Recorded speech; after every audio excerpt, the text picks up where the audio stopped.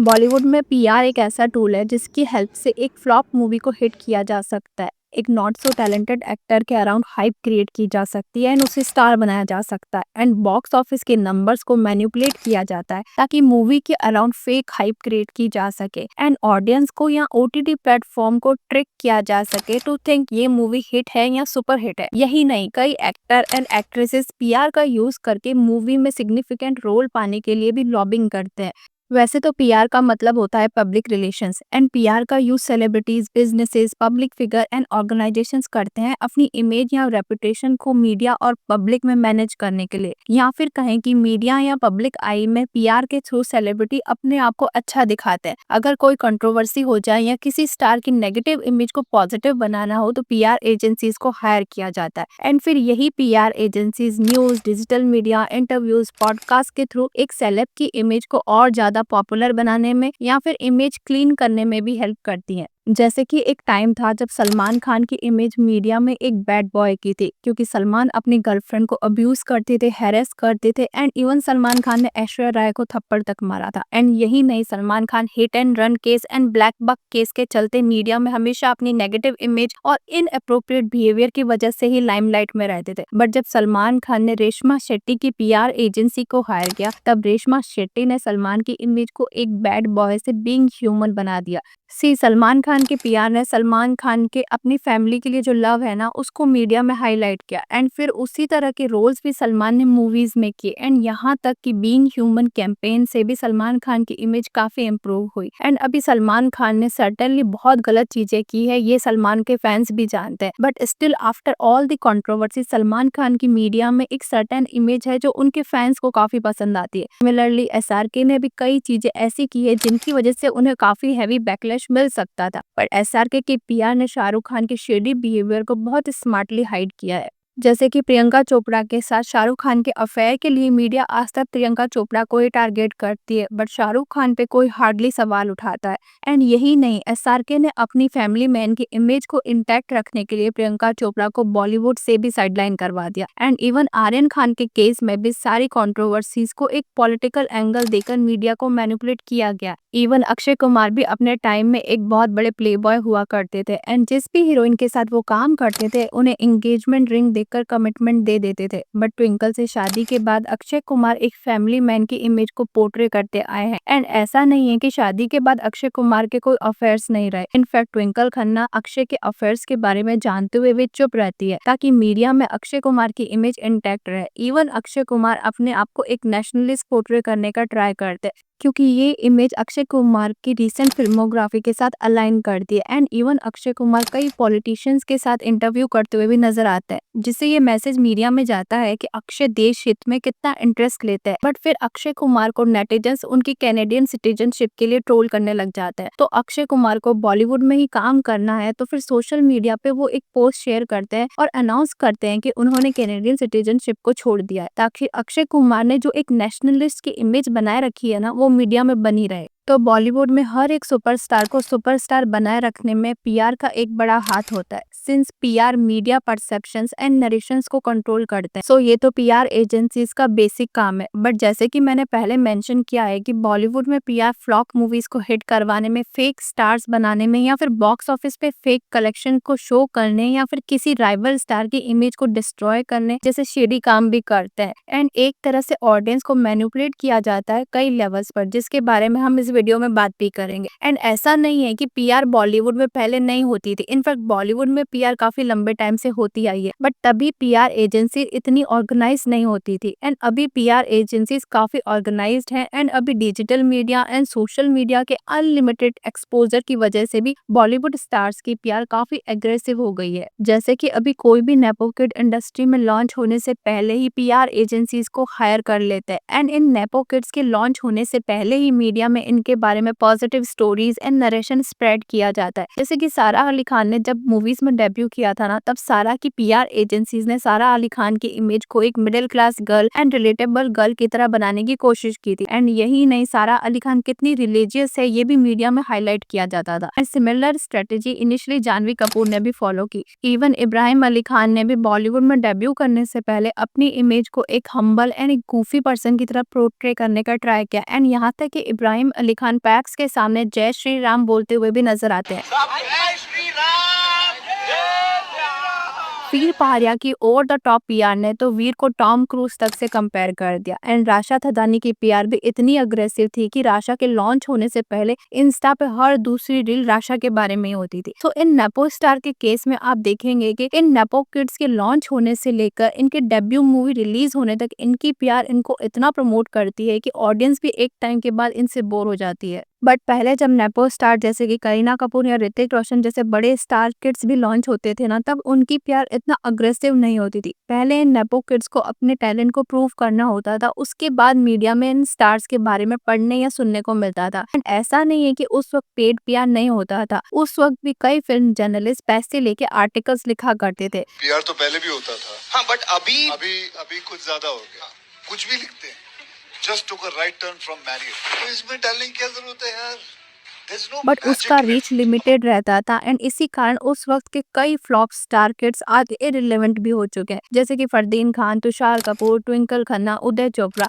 And उस वक्त PR agencies इतनी ऑर्गेनाइज नहीं होती थी एंड प्लस पीआर प्रोफेशनल के पास भी एक्सपोजर लिमिटेड था। बट आजकल के कई नेपो स्टार्स सिर्फ अपनी पीआर की वजह से रिलेवेंट है, ना कि अपने टैलेंट या एक्टिंग स्किल की वजह से। जैसे कि अनन्या पांडे, जानवी कपूर, वीर पहाड़िया, जुनैद खान, अर्जुन कपूर, इन सभी नेपो स्टार्स की मूवी देख लें, एक भी मूवी इन स्टार्स ने अपने दम पर हिट नहीं दी है एंड ना ही इनकी एक भी परफॉर्मेंस ऐसी है जो याद रखने लायक है। बट स्टिल हर दूसरे दिन इन सभी नेपो स्टार्स के बारे में आपको पढ़ने या सुनने को मिलेगा। पैप्स इनकी gym looks, airport looks, casual looks को कैप्चर करते हुए नजर आते हैं एंड फिर ये सब आपकी फिल्म में आपको दिखाया भी जाता है। मोस्ट ऑफ द केसेस में ये सभी पेपराजी को ये स्टार खुद ही बुलाते हैं एंड फिर ऐसा दिखावा करते हैं कि इन्हें तो इस बारे में कोई जानकारी नहीं थी। जैसे कि मलाइका अरोड़ा के जिम लुक्स आज भी इंस्टा फीड पे आते रहते हैं, पर कैसे? मलाइका तो कोई ए लिस्ट सेलिब्रिटी भी नहीं है। मलाइका कपूर का केवल एक सॉन्ग छैया छैया ही था, जिसकी वजह से अर्ली 90s में वो पॉपुलर हुई थी, बट वो आज तक रिलेवेंट है क्योंकि उनके पास एक अच्छी पीआर है।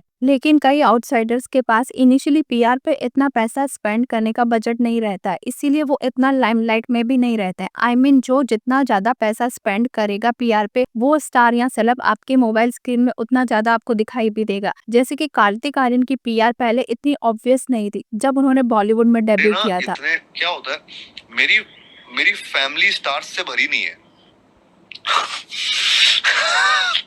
तो मेरे बारे में बोलने वाले लोग ज्यादा हैं नहीं। बट अभी कार्तिक की पीआर भी काफी अग्रेसिवली कार्तिक को प्रमोट करती है, जैसे कि भूल भुलैया 3 की सक्सेस के लिए सारा क्रेडिट सिर्फ कार्तिक आर्यन को दिया जा रहा है, जबकि विद्या बालन एंड माधुरी दीक्षित को मीडिया में कहीं मेंशन भी नहीं किया जाता है। सिमिलरली स्त्री 2 की सक्सेस का सारा क्रेडिट श्रद्धा कपूर की पीआर श्रद्धा कपूर के इंस्टाग्राम फॉलोवर्स को देती है, जबकि ये मूवी की सक्सेस में राजकुमार राव, पंकज त्रिपाठी, अभिषेक बनर्जी का भी इक्वली कॉन्ट्रीब्यूशन रहा है along with good story line. So recent time में अगर आपके पास एक अच्छी पीआर नहीं है तो बॉलीवुड में सर्वाइव करना किसी भी एक्टर के लिए आसान नहीं है। जैसे कि अभय देओल ने अपने लिए कोई पीआर हायर नहीं कर रखी, तो आज आप देख सकते हैं कि अच्छे एक्टर होने के बावजूद अभय देओल के पास काम नहीं है एंड ना ही मीडियम में वो रिलेवेंट है। सिमिलरली अमृता राव जो भी एक डिसेंट एक्ट्रेस है, बट इनिशियली बॉलीवुड में कोई कनेक्शन ना होने एंड एक अच्छा पीआर मैनेजर ना होने की वजह से बॉलीवुड में उन्हें साइडलाइन कर दिया गया, क्योंकि पीआर से सिर्फ एक एक्टर या सेलेब ना सिर्फ अपनी इमेज अच्छी बनाते हैं बल्कि अपने कंटेम्परेरीज की इमेज को भी डैमेज करने का ट्राई करते हैं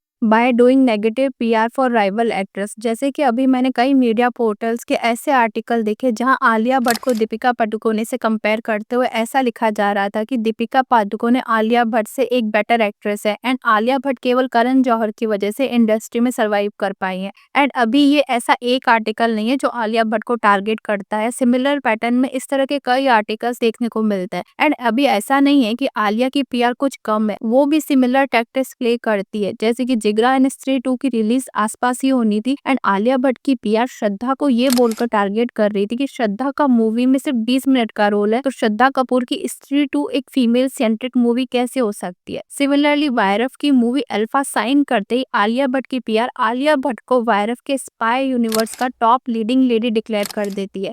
एज आलिया भट्ट की पीआर के अकॉर्डिंग आलिया भट्ट कटरीना एंड दीपिका को स्पाई फिल्म यूनिवर्स में बीट कर देंगे। सो बॉलीवुड स्टार्स का एक दूसरे के लिए नेगेटिव पीआर करना तो काफी कॉमन है एंड ऑलमोस्ट सभी बड़े स्टार एक दूसरे के अगेंस्ट नेगेटिव पीआर करते हैं। ऑल्दो ये कैमरा के सामने एक दूसरे के साथ काफी कॉर्डियल नजर आते हैं, but behind the back in celebs की पीआर किसी को भी नहीं छोड़ती है।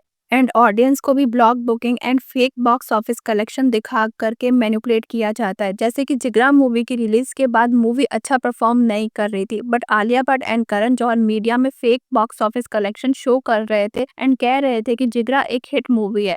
बट टी सीरीज के मालिक भूषण कुमार की वाइफ दिव्या खोसला कुमार ने आलिया भट्ट को एक्सपोज करते हुए एक एम्प्टी थिएटर की पिक अपने इंस्टा हैंडल पे शेयर की एंड कहा कि फिल्म के कलेक्शंस फेक हैं एंड जिगरा मूवी एक फ्लॉप मूवी है। दिव्या खोसला भूषण कुमार की वाइफ है, तो आलिया भट्ट ने इस कंट्रोवर्सी पे चुप रहना ही ठीक समझा। सिमिलरली रिसेंटली रिलीज हुई मूवी स्काई फोर्स के मेकर्स पे भी फिल्म क्रिटिक कोमल नाटा ने बहुत बड़ी संख्या में ब्लॉक बुकिंग करने के एलिगेशंस लगाए। जय के फिल्म हिट है।